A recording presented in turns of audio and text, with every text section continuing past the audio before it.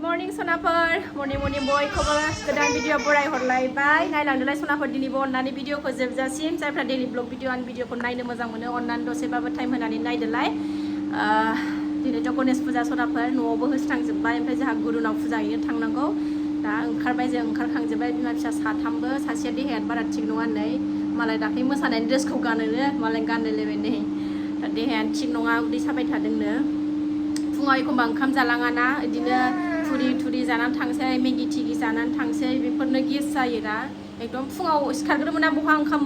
उखैयाबो नालाय जर जबस्तिबो जाहोनो हाया जानो गोसो गैथारिखौ बोरै जाहोनो बेनो उदैया एसे बोरैबा सागासिनो दङनो देहायानो थिग नंखाया मानसियानो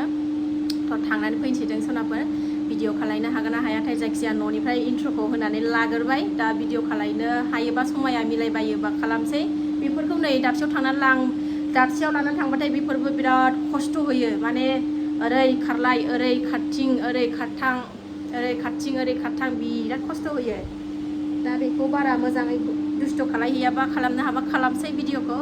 नायलांबाय थादो सनाफोर अननानै भिडिअखौ दिनैबो जोबजासिम आरो आं गिबियावनो बुंगोरो आंनि चेनेलाव सोरबाफोर गोदानबा आं वेलकाम खालायो अननानै भिडिअसफोरखौ नायनानैल' जाथा मोजां मोन्दोंबा साबस्क्राइब खालामनानै ला बेल आइकनखौबो क्लिक खालाय जाहाथे आं गोदान भिडिअ गारोबानो नोंथांमोननियाव नटिफिकेसन थांनाय बायदि ओरैबायदि गरम सनाफोर टाइमा दा 8:30 जाबाय न'आव होखांगजोबनो हाबाय देरहागौनाय मोनलायथारबाय एबार गुरुनि न'आव थांनोसै बे थांनानै फैनोसै सनाफोर दा ओंखारनोसै जोङो ओरै मनायाव प्रसादारि सुनानै रेडि खालामनानै लाखाजोबखाबाय सनाफोर नै दा आराम बावहैनोसैल' बख'नानै सनाफोर न'निफ्राय रावना होहांबाय थांगासिनो जों नै दानबा मोनहैगोन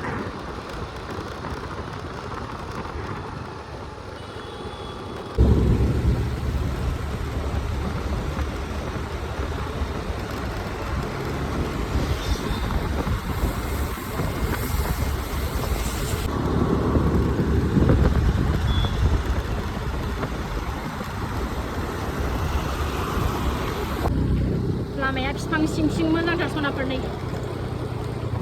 लामाया बिफां सिं मोजांथार सायानो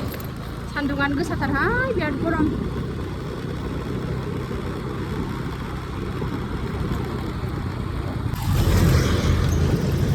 केन्सार हस्पिटाल मोनफैबाय जोङो नै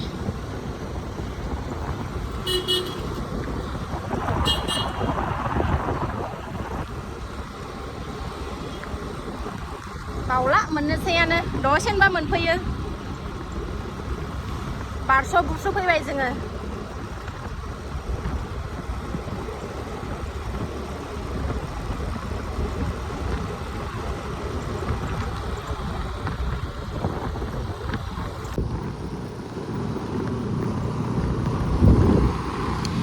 सिम्बोरगाव मोनफैबाय सनाफोर जोङो सिम्बोरगाव बाजार मोनफैबाय सिम्बोरगावआव सनाफोर मोनफैनानै नै बाहेरायाव दं खामानि मावगासिनो मावग्राफ्रा आंहालाय फिसा गोनां नै बिदिनो फिसाखौनो गुमबाय थानांगौ न' सिङाव ओरैनो फांखा जाथ'दों नै दसे गरमथारना बिरादनो बोथोराबो नै बेखौनो गुमबाय थानांगौ बिराद गरम हबथार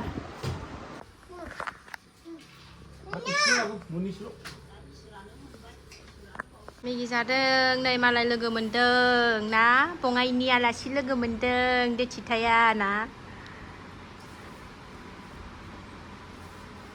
मेगि निमखि जादों रेडि जाजोब्बाय नै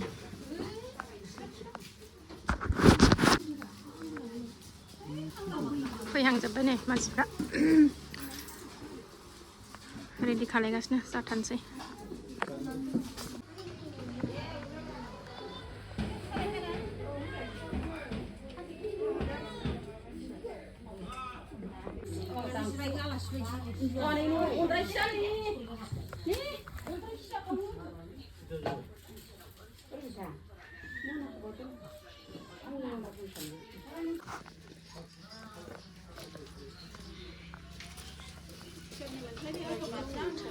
आं लाबोनायमोन सावदो जेबो नङा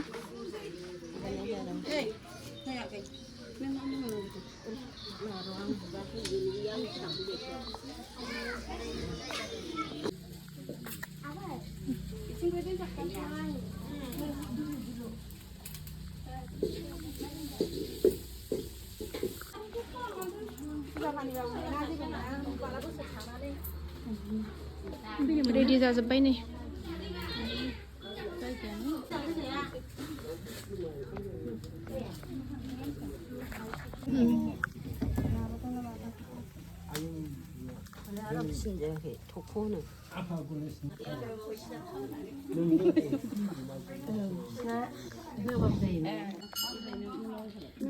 फुजारि जोबजोब्बाय जैग' होखांबाय नै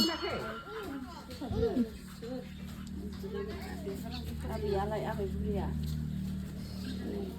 आबौ मोजां नै लायो खनसे माखासेखौ थै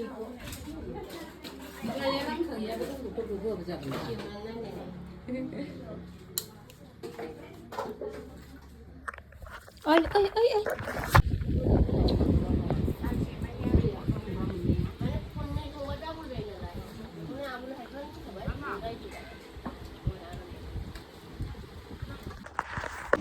न'आव फैबाय सनाफोरजों फुजा होनानै गुरुनि न'निफ्राय फैबाय ओमफ्राय नै प्रसाद लाबोफादोंमोन नालाय बेखौ जाबावनो नागिरबाय आङो न'आव पासथा जाहांआव मोनफैदों ओमफ्रायो न'आव नै बेलासिनि साखि बाखि होखांबाय दुगैबाय दुगैनानै न'आव फैनानै दुगैनानै साखि बाखि बेलासिनि होखांबावबाय जि जोम सुनानै लाबाय ओमफ्राय नै प्रसाद लानानै आदानि जागोन ना ओंखायनो जाबावनो नागिरबाय होजोंनो गुरुनावनो न'आवनो प्रसाद आरि जानानै फैबाय ओंखाम थोंखाम अनला मुला गुन्द्रु मिरामिस पनिर आरिजों ओंखाम जानानै फैबाय आरामनो जमा फुजा होनो मोननानै गोसोखौ स्रां मोनलायलायबाय आरोना सनाफोर थ' सनाया दिनै जोंना जेबो डिस्टार्ब खालामथाराखै जि मोजां थादों जि मोजां फुजा होनो मोनबाय जैग'खौबो जि बिराद मोजां होनो मोनबाय आराम मोनलायथारबाय